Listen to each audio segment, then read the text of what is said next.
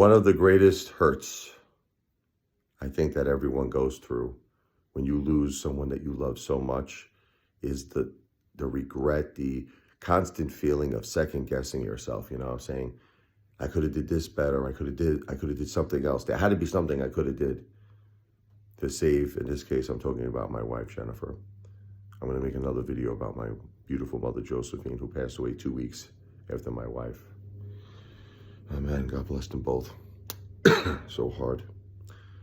So Jennifer, I feel I did everything I could do. The girl was battling cancer for 10 years. I mean, I've always been to every doctor's appointment, every treatment.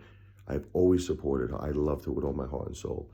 At the end, when she got aspiration pneumonia, which I believe was caused directly from the cancer in the brain, making it difficult for her to swallow and chew, and something went down the wrong pipe. We have two pipes. We have one that goes to our esophagus, one that goes to the airway to our lungs. You're not supposed to get food down there. I think that's what happened with my poor wife. And she aspirated, and she had aspiration pneumonia.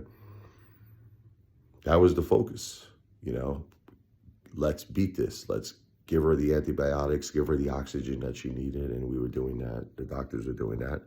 But the problem is, I knew in my heart they had to treat her cancer. And I kept saying it to her, and they were like, well, I kept saying it to the doctors, you got to treat my wife's cancer. You got to treat it. And they kept telling me, well, it spread too far, Rich. It spread too far.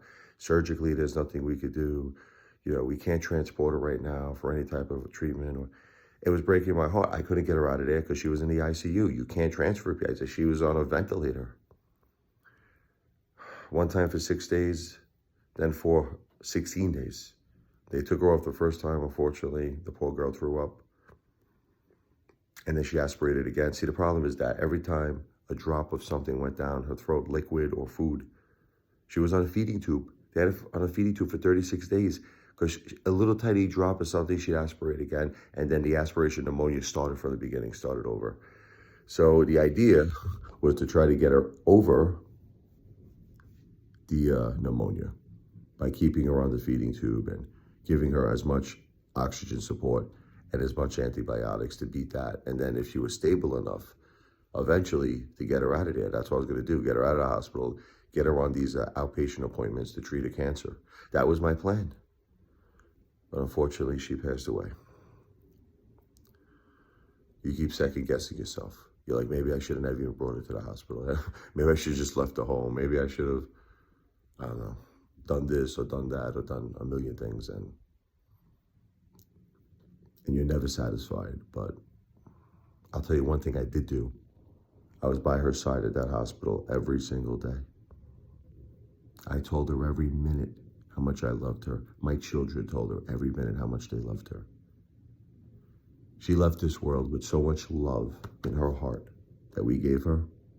She took that with her. The love was so strong. The support, the emotion was so strong. And it remains strong.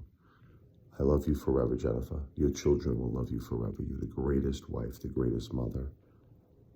I'm going to miss you every minute, every second of the day. I don't know how I'm going to live without you, Jennifer. I don't know. My beautiful Jennifer.